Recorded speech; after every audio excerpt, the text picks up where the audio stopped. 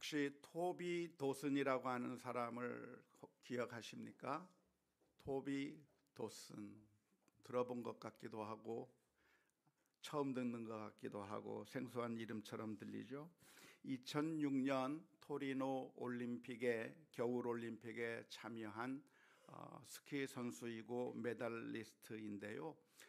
그 사람은 한국계 미국인으로서 미국에서 훌륭한 스키 선수가 되어서 그래서 메달을 딴 아주 유명한 그런 스포츠맨이 된 사람이 토비 도슨이라고 하는 사람입니다. 이 사람이 자신의 친부모를 찾는다고 해서 화제가 되었는데요.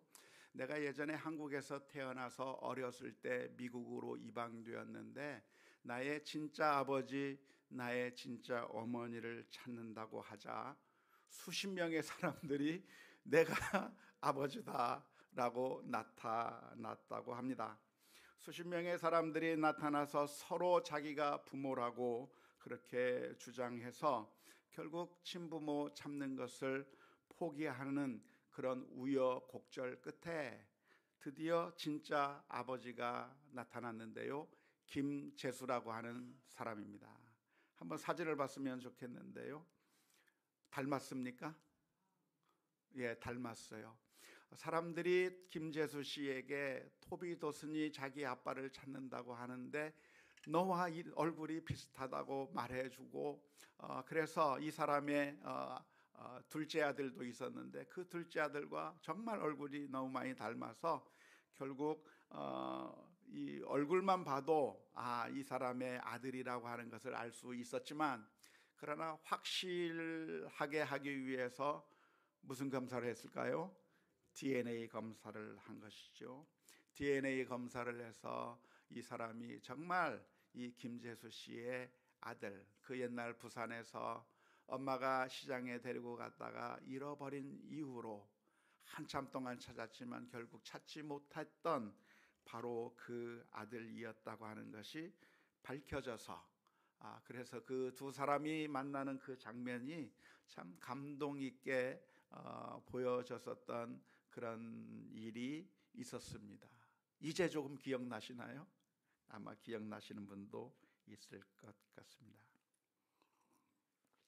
그런데 지금으로부터 수천 년 전인 솔로몬의 시대에는 DNA 검사도 할 수가 없었고 얼굴의 생김새를 가지고 누가 진짜 엄마인지 누가 진짜 부모인지 확인하기가 어려운 그 갓난 아이를 두고서 두 여인이 다투었다고 하는 이야기가 오늘 열왕기상 3장 말씀 가운데 기록되어 있습니다. 솔로몬 왕 앞에 창기 두 사람이 나와서 한 아이를 두고서 서로 자기의 아이라고 우기는 그런 일 가운데 있었는데요. 이런 상황 가운데서 어떻게 솔로몬이 진짜 엄마를 찾아줄 수 있었을까요? 정말 난감한 상황입니다. 얼굴을 봐도 다 비슷해 보입니다.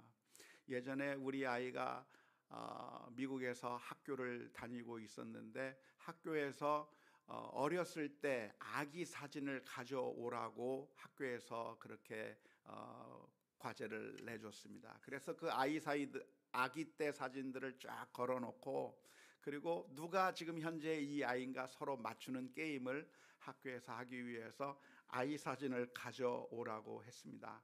그런데 저희가 미국에 갈 때 그냥 이민 가방 한 몇 개 들고 갔기 때문에 사진을 아무것도 가져간 적이 없었거든요. 그래서 옆 동네에 있는 다른 목사님 아기의 사진을 학교에다 제출했어요. 제출했더니 이게 바로 우리 딸의 아이 어렸을 때 모습이라고 마치곤 했었는데요. 그만큼 조그만 아이의 얼굴을 알아보는 것은 너무나도 어려운 상태였을 거라고 생각이 됩니다. 하지만 놀랍게도 솔로몬은 모성애를 근거로 이 누가 진짜 엄마인가라고 하는 것을 찾아 주어서 그래서 솔로몬의 재판이 아주 유명해진 그런 이야기, 너무나도 잘 알고 있는 이야기를 오늘 우리가 함께 살펴보게 됐습니다. 이렇게 솔로몬이 재판을 아주 잘 했기 때문에 그 일로 인해서 이스라엘 모든 백성들이 솔로몬에 대해서 어떤 마음을 갖게 되었는가? 열왕기상 3장 28절 말씀에 보면 이런 말씀이 기록되어 있습니다. 온 이스라엘이 왕이 심리하여 판결함을 듣고 왕을 두려워하였으니 이는 하나님의 지혜가 그의 속에 있어 판결함을 봄이더라. 아마도 그 이전에는 솔로몬이 왕이 되었지만 사람들의 마음 가운데 솔로몬을 무시하는 마음들이 있었을 겁니다. 저 사람이 우리들의 왕이라고? 에게, 저 사람이 어떻게 우리를 다스릴 수 있단 말인가? 그렇게 비아냥거리기도 하고 무시하기도 했었을 겁니다. 왜냐하면 솔로몬이 어린 나이에 왕으로 올라갔기 때문에 그렇습니다. 그 솔로몬이 왕위에 등극한 그 나이가 몇 살이었는지 정확하게 알 수는 없지만 아마도 20살 전후에 왕이 되었을 거라고 추측할 수가 있겠는데요. 그렇게 젊은 사람이 왕이 되었을 때 그 이스라엘 모든 사람들이 그 왕을 보면서 존경감이나 우리의 왕이구나 하는 그런 인정을 하게 되는 게 아니죠.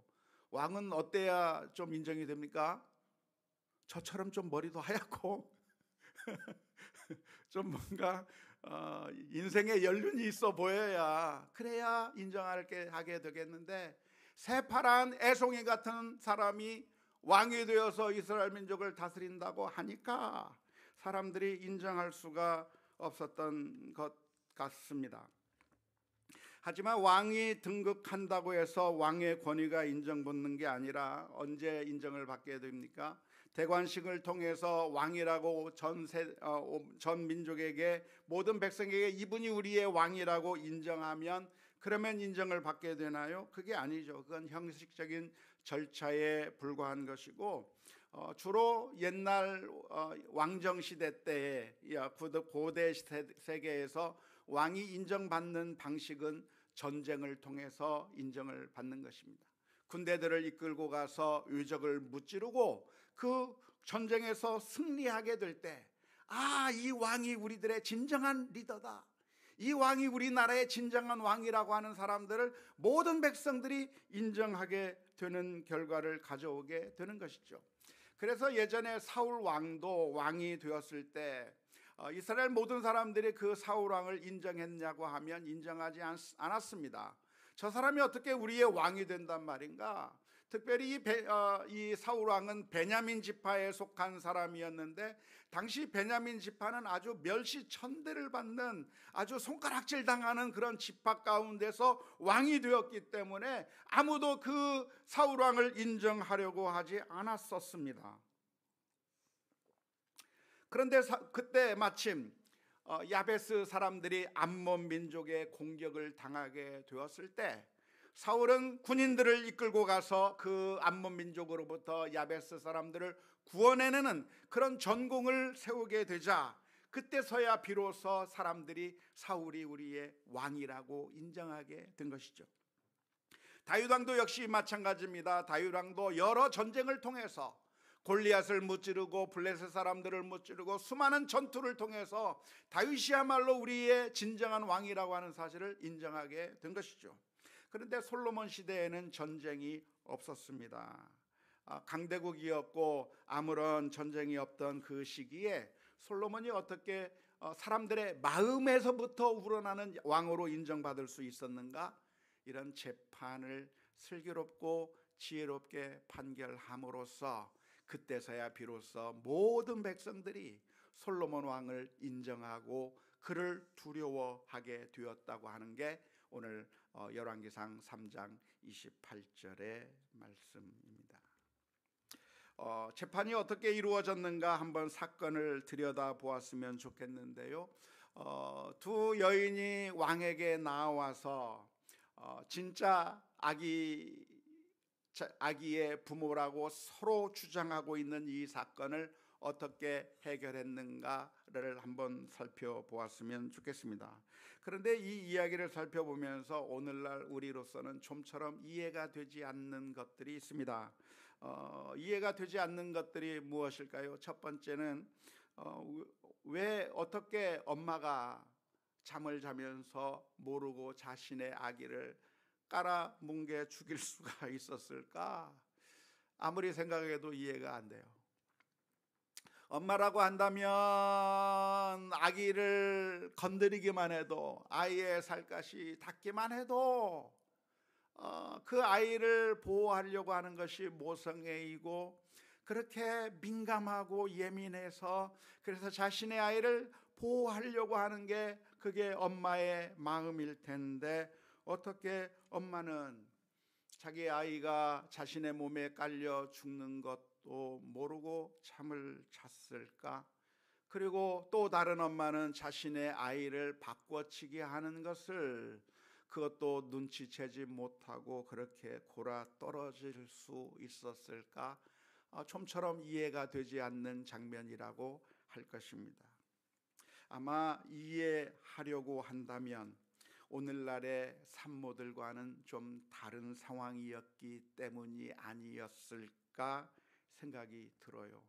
아이가 있음에도 불구하고 편히 쉬면서, 그리고 산후조리원에서 최상의 시설에서 그렇게 아이를 돌볼 수 있는 그런 상황에 있지 않고, 어쩌면 피곤한 삶을 살아야만 했었던 어머니들이었기 때문이 아니었을까. 너무나도 피곤한 나머지, 삶이 지친 나머지 골아 떨어져서 그 어떠한 상황 가운데서도 느끼지 못하고 그냥 뭉개 죽이게 되는 그런 너무나도 힘든 인생을 살고 있었던 사람들이었기 때문이 아니었을까. 이해하려고 하면 이해할 수 있을 것 같습니다. 그래서 자기가 인지하지도 못한 채 아이를 죽이고 있는 것이고, 그리고 자기가 인지하지 못한 채 아이가 바꿔치기 당하는 것을 기억하지 느끼지 못한 채 당할 수밖에 없었던 것이 아닐까 싶어요. 그런데 가만히 이 이야기를 읽으면서 곰곰이 생각해 보니까, 그런데 이런 일들이 그 옛날 아주 힘든 시대에만 일어나는 일들이 아니라, 어쩌면 오늘 우리들의 삶 가운데서도 똑같은 일들이 반복되는 경우가 얼마나 많은지 몰라요.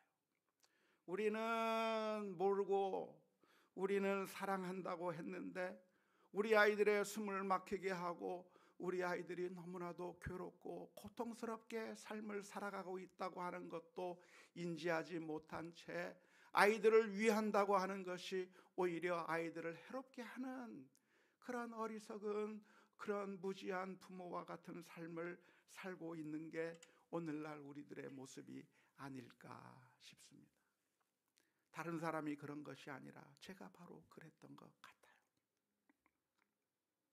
그래서 오늘 우리는 하나님 앞에 기도해야 합니다.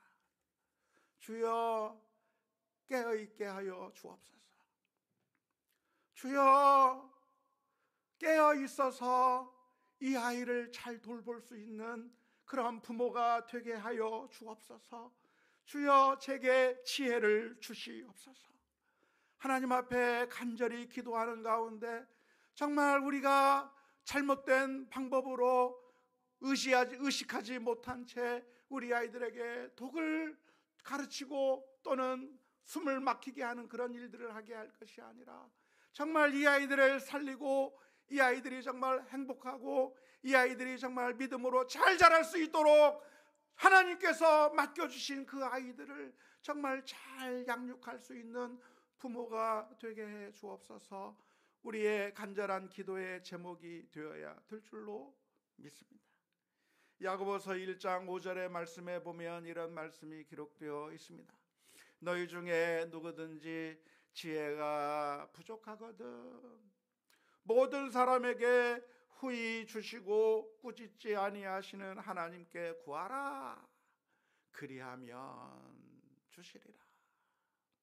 오늘 우리에게 주어진 사명이 있고 우리가 사랑해야 될 대상이 있고 우리에게 맡겨준 그러한 하나님께서 주신 그 생명들이 있는데, 하나님, 우리가 과도한 보호를 한다는 게 오히려 우리 아이들을 망치는 일들을 했었고, 오히려 우리가 아이를 위한다고 하는 것이 아이들의 숨을 막히게 만들어 버렸고, 그래서 어리석은 부모와 같은데, 하나님, 정말 깨어있는 부모, 지혜 있는 부모가 될 수 있게 해 주옵소서. 기도하며 나아가야 할 것입니다. 기도하는 것뿐만이 아니라 우리는 배워야 하는 것이죠. 이 세상에 수많은 그런 가르침들이 있습니다. 우리가 성경의 진리가 하나님의 진리이지만 성경 외에서 듣게 되는 그런 아이들 양육이나 또는 여러 가지 진리들은 그것은 소용이 없는 것이 아니라 하나님께서 우리에게 여전히 주시는 일반 은총적인 차원에서의 진리이고 하나님의 진리라고 할 수 있을 거니까요.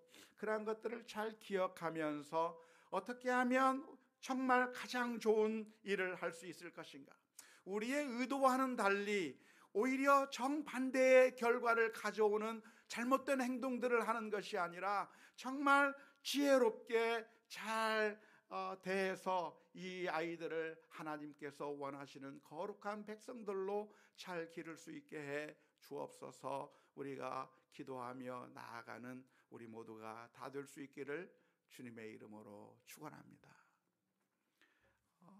세나게 세상에 나쁜 개는 없다 이런 데 보니까요, 강아지들하고 교감을 하려고 하는데 보호자는 그 강아지와 사귀고 싶어서 밥도 먹이려고 하고 그리고 그 강아지에게 뭔가를 좀 좋은 것을 해주려고 하는데, 강아지는 그 옛날 사람에게 당했던 그런 트라우마 때문에 그 보호자에게 마음을 열지 않는 거예요.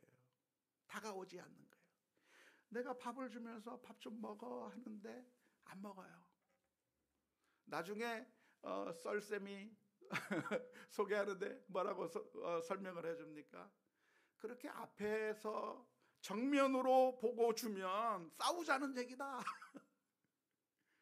강아지들은 정면에서 이렇게 마주보고 있으면 싸우자는 얘기로 들리기 때문에 마음을 열지 않는다. 정면으로 바라보지 말고 뒤로 이렇게 가서 내밀어야 먹는다는 거예요.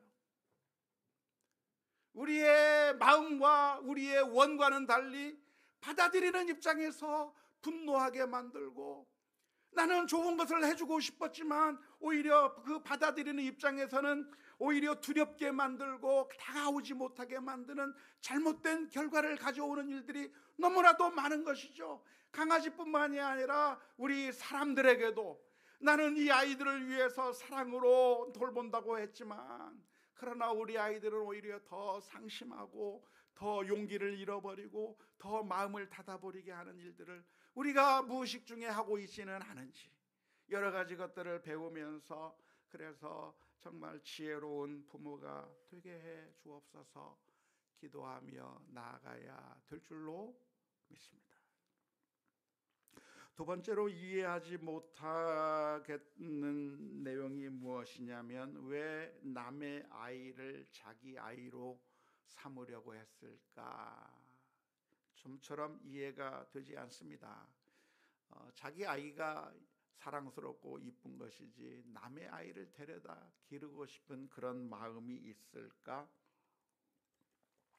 아이를 제가 잃어버리지 않아서 이해가 되지 않지만, 그러나 이해해 보려고 한다고 하면 그나마 이해해 보려고 할 수 있을 것 같습니다.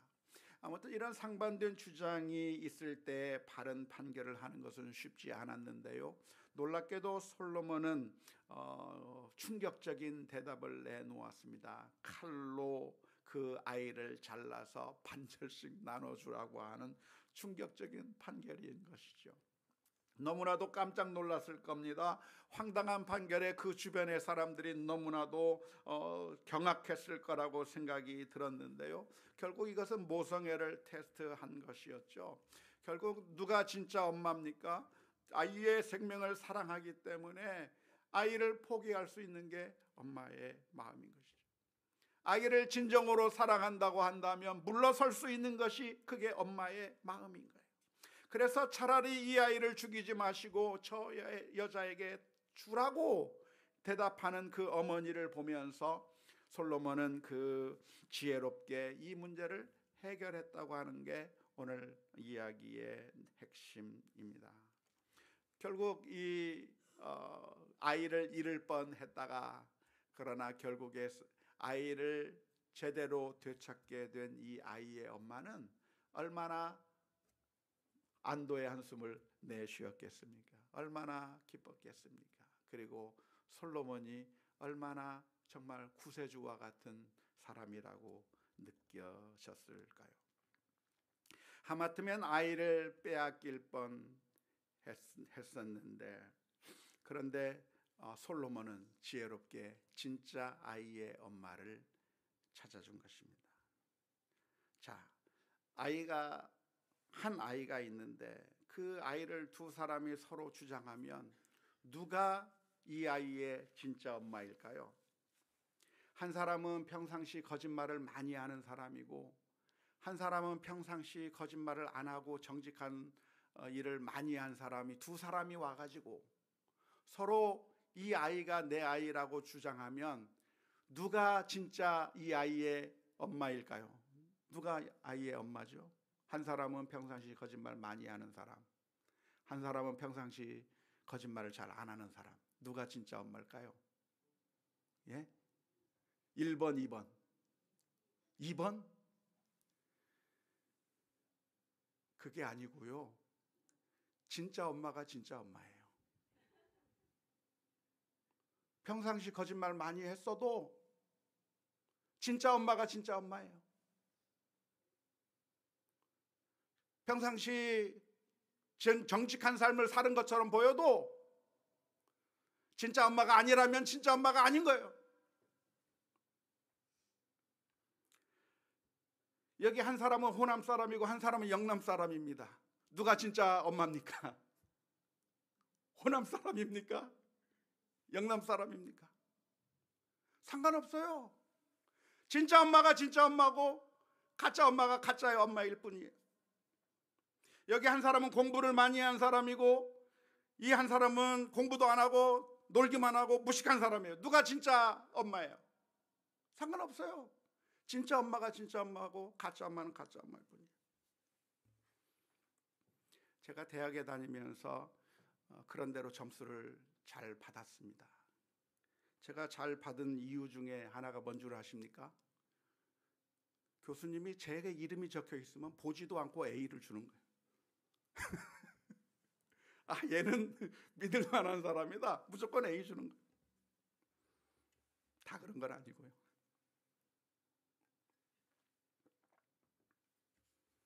이 세상 사람들은 어떻게 판단합니까?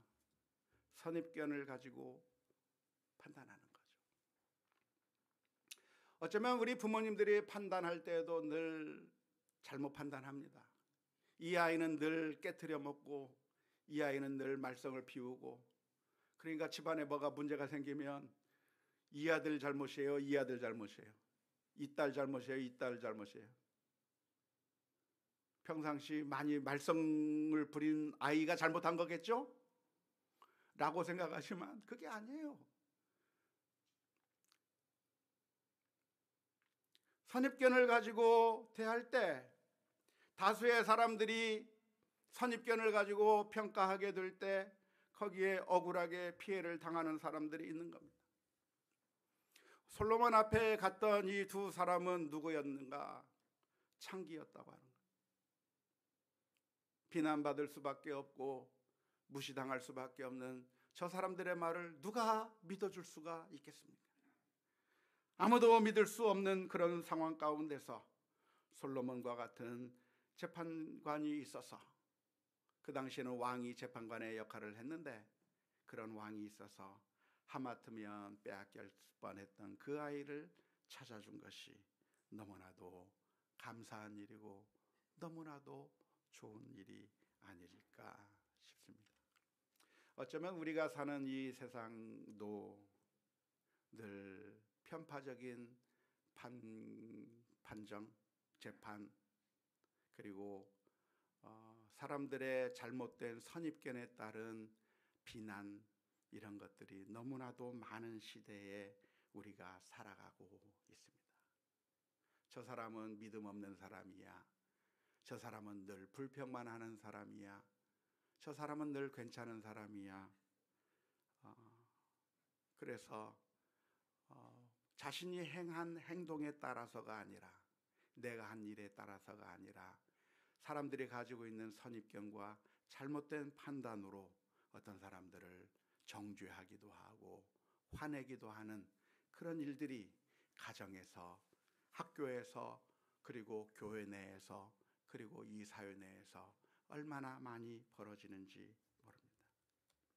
라면 하나 훔친 사람에게는 몇 년씩 징역형을 때리지만 수십억 원을 훔친 그런 사람에게는 증거가 부족하다고 무죄를 선언하거나 집행유예로 끝내버리는, 초범이라고 집행유예를 선언해버리는 그런 일들이 우리 사회 가운데서 너무나도 많이 벌어지고 있는 것이죠. 그리고 내가 하는 그 모든 일들에 정당한 평가를 당하지 못하고 사람들이 외면하고 무시하고, 저건 실패한 엄마, 저건 실패한 사람, 저 사람은 좋지 못한 사람, 정말 억울한 판결을 받으면서 우리가 살아갈 때가 얼마나 많은지 모릅니다. 우리의 출신으로, 우리가 가진 재산으로, 우리의 그런 겉모습으로, 키로, 학업으로 사람들을 다 미리 지레짐작해버리고 그 사람을 인격으로 인정하지 않는 일들이 우리 가운데 얼마나 많이 나타나는지 모릅니다. 그래서 오늘 우리들 속에 있는 간절한 갈망이 무엇입니까? 오늘날에도 좀 솔로몬과 같은 재판장이 있으면 좋겠다는 게 우리들의 갈망이에요. 좀 솔로몬이 나타나서 이 문제도 좀 해결해주고, 솔로몬이 나타나서 내 억울한 사정 좀 들어주고, 사람들이 나를 비난하고 손가락질하는 그 모든 것들을 다 해결해주는 어디 솔로몬과 같은 그런 왕이 우리들에게 없는가? 그것이 우리들의 간절한 갈망이 되는 것이죠. 그런데 알고 계십니까? 바로 우리 주님이 우리의 재판장이라고 하는 사실을 알고 계십니까? 시편 7편 11절 말씀에 보면 하나님은 의로우신 재판장이시며 매일 분노하시는 하나님이시로다. 하나님께서 의로운 재판장이 되어주셔서 공의에 따라 판결하시고, 선입견에 따라, 그 사람이 가진 재산에 따라, 그 사람이 가지고 있는 그런 사회적 신분에 따라 선입견을 가지고 판단하는 것이 아니라 우리의 심령을 꿰뚫어 보시고 우리가 하나님 앞에 어떻게 행하고 있는가 바로 판단하시는 그 하나님께서 우리의 참된 재판장 솔로몬을 능가하는 정말 진정한 재판장이라고 하는 사실을 기억하면서 그 옛날 창기들이 솔로몬 왕에 나갔던 것처럼 오늘 저와 여러분들이 하나님 앞에 나아가 주님께서 판결해 주시는 그런 은혜로운 판결을 받을 수 있기를 주님의 이름으로 축원합니다. 하나님은 어떤 하나님이십니까? 솔로몬을 능가하시는 재판관인데요, 안타깝게도 이 솔로몬은 이스라엘 민족에게 좋은 왕이었을까? 좋은 왕이 안 됐어요.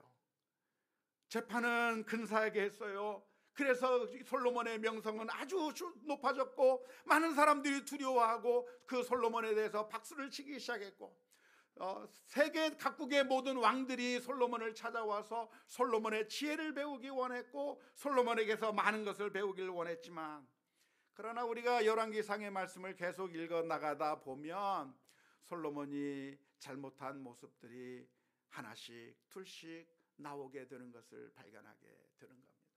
인간 솔로몬은 완벽한 존재가 아니라 잘못된 판결을 할 때가 있고 자신의 문제에 있어서 잘못된 결정들을 하는 어리석은 그런 모습을 보여줄 수밖에 없었던 것이죠. 그런데 우리 주님은 어떤 주님이십니까? 의로우신 재판장이실 뿐만 아니라 사랑이 많으신 재판장이신 것이죠. 한 번은 예수님 앞에 어떤 가늠하다가 잡힌 여인이 끌려왔습니다. 사람들은 손에 돌을 하나씩 들고서 예수님을 향해서 말했습니다. 선생님, 우리 율법에 의하면 가늠하다가 잡힌 이 여인은 돌로 쳐 죽이라고 되어 있는데 선생님, 판결을 내려주십시오. 돌을 내던져서 칠까요? 그런 상황 가운데 우리 주님께서 놀라운 판결을 내려주셨습니다. 너희 가운데 죄 없는 자가 돌로 쳐라. 그동안 나는 괜찮은 사람인 줄 알았는데 예수님의 진리의 빛이 그들의 심령 가운데 비치게 되자 마치 방 안에 있는 그곳이 아무것도 없는 깨끗한 방인 것처럼 보였지만 한 줄기 햇볕이 그 방 안에 쏟아지게 되면 그 안에 먼지가 가득 차 있는 것이 눈에 보이듯이 예수님께서 그들의 마음 가운데 빛을 비추어 주시자 그들의 마음 가운데 들어있는 죄악이 드러나게 되고 결국 그들은 돌을 들어서 그 여인을 칠 수가 없었고 그냥 그 돌을 내려놓은 채로 돌아갈 수밖에 없었던 이야기가 요한복음 8장의 말씀 가운데 기록되어 있습니다. 그리고 그 주님께서 판결하시기를 나도 너를 정죄하지 않겠다고 말씀하신 것이죠. 사람들은 죽여야 될 이유를 찾았지만 예수님은 살려야 될 이유를 찾은 것이죠. 그리고 그 죄를 자신이 짊어지고 그 십자가 위에서 우리의 죄를 다 씻어주시고 구원해 주시는 놀라운 은혜를 우리 주님께서 베풀어 주신 줄로 믿습니다. 예수님은 어떤 재판장이신가? 무정하게 아주 잔인하게 재판해버리고 끝내버린 것이 아니라 그 죄인들을 향해서 그 죄를 자신에게 뒤집어 씌우고 대신 십자가에 매어 달려 죽으심으로 말미암아 구원해 주시며 우리들에게 해방을 선포하시는 놀라운 은혜로우신 사랑이 많으신 재판장인 줄로 믿습니다. 1933년 뉴욕의 99대 뉴욕 시장을 지냈던 피오렐로 라과디아라고 하는 사람의 이야기는 너무나도 유명해서 아마 여러 번 들었을 거라고 생각이 드는데요. 그가 뉴욕 시장이 되기 전 판사가 되어서 판사로서 재판을 하던 시절이 있었는데요. 그 시절이니까 1900 아주 옛날 그 3.1 운동하던 그 시대니까요. 아주 먼 옛날이었습니다. 애니 돌로레스라고 하는 여인이 재판장 앞에 잡혀와서 서게 됐습니다. 판사가 물었습니다. 왜 빵을 훔쳤습니까? 예, 빵을 훔쳤습니다. 왜 빵을 훔쳤습니까? 4일 동안 굶었습니다. 그런데 일을 하고 싶어도 일자리를 찾을 수가 없었습니다. 우리 손주들도 다 4일 동안 굶었습니다. 그런데 빵가게 앞을 지나가는 순간 나도 모르게 빵을 훔치고 말았습니다. 그것이 잘못된 거라고 하는 걸 알고 있습니까? 예, 잘못한 일입니다. 다시는 이런 일을 하지 않겠습니까? 제가 장담은 못하겠습니다. 그 이야기를 들은 라과디아 판사는 당신이 배고팠던 것은 개인적인 사정일 뿐이고 법에 따라 판결을 한다고 하면서 $10의 벌금형에 처한다고 판결을 내렸습니다. $10야 지금이 얼마 안 되지만 지금으로부터 한 100년 전 정도 되니까 그 당시 돈으로 어마어마한 분량의 양이었을 거라고 생각이 드는데요. 아무것도 없는 그 가난한 여인에게 $10의 벌금형이 내려지자 방청 속에 있는 사람들은 수군거리기 시작했습니다. 저 여인이 벌금을 낼 돈도 없고 없다고 한다면 구류를 사게 될 텐데 어떡하나. 너무나도 안타까운 마음으로 그 사람을 바라보고 있는데 판사는 다시 한번 이야기를 했습니다. 여기 방청석에 있는 모든 사람들에게도 50센트의 벌금을 내립니다. 이 여인이 그렇게 힘들고 어려운 상황 가운데 있는데 우리 가운데 그 누구도 돕지 않았기 때문입니다. 그러면서 돈을 거두라고 했어요. 자기 자신이 먼저 10달러를 먼저 놓고. 결국 그래서 그 방청석 안에 있는 사람들이 갑자기 당하게 된 50센트의 벌금을 그럼에도 불구하고 아주 기쁨으로 냈는데 57달러 50센트가 거쳐서 10달러는 벌금으로 내고 47달러 50센트는 그 여인에게 들려주었다고 하는 아주 참 훈훈한 그런 이야기가 있습니다. 그런데 사랑하는 성도 여러분, 바로 우리 주님께서 그렇게 하셨어요. 우리를 향해서 재판하실 뿐만 아니라 그리고 그 죄를 자신에게로 짊어지시고 우리를 구원하시기 위하여 피와 물을 다 쏟으신 그 놀라운 사랑을 오늘 저와 여러분들이 다시 한번 기억해야 될 줄로 믿습니다. 만일 우리 주님께서 우리의 의로우신 재판장이라고 하면 어떻게 살아야 할까요? 하나님께서 의로우신 재판장이라고 하는 사실을 믿고 우리는 억울한 일을 당해도 괴로워할 것이 아니라, 분노할 것이 아니라, 우리가 살아가는 동안에 엄청나게 억울한 일들이 많아요. 우리 부모님으로부터 받는 억울함도 있어요. 우리 친구들로부터 받는 억울한 평가가 있어요. 우리 선생님으로부터 받는 억울한 평가가 있어요.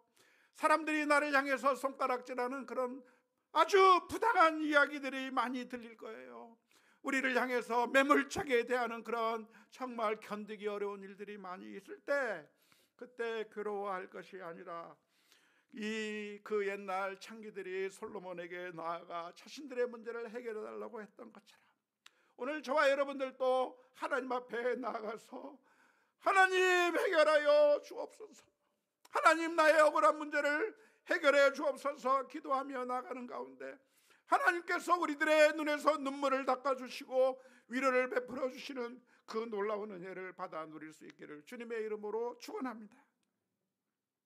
뿐만 아니라 우리는 하나님이 의로우신 재판장이라고 하는 사실을 알게 될 때 우리는 성실하게 살아야 할 것입니다. 바울 사도는 하나님 앞에서 성실하게 인생을 살았습니다. 디모데후서 4장 7절에서 8절 말씀에 보면 이렇게 기록하고 있습니다. 나는 선한 싸움을 싸우고 나의 달려갈 길을 마치고 믿음을 지켰으니 이제후로는 나를 위하여 의의 면류관이 예비되었으므로 주 곧 의로우신 재판장이 그날에 내게 주실 것이며 내게만 아니라 주의 나타나심을 사모하는 모든 자에게 도니라. 사람들은 내가 하는 일을 인정하지 않을 수 있어요. 사람들은 나를 오히려 더 고통스럽게 만들 수 있어요. 세상 사람들은 우리를 향해서 손가락질할 수 있어요. 그러나 의로우신 재판장께서 우리를 위하여 의로운 면류관을 준비하고 계시다고 하는 그 사실을 기억하면서 선을 해나가다가 낙심할 것이 아니라 우리가 가는 그 길, 주님께서 내게 맡겨주신 그 사명의 길을 믿음으로 감당해 나가야 될 줄로 믿습니다.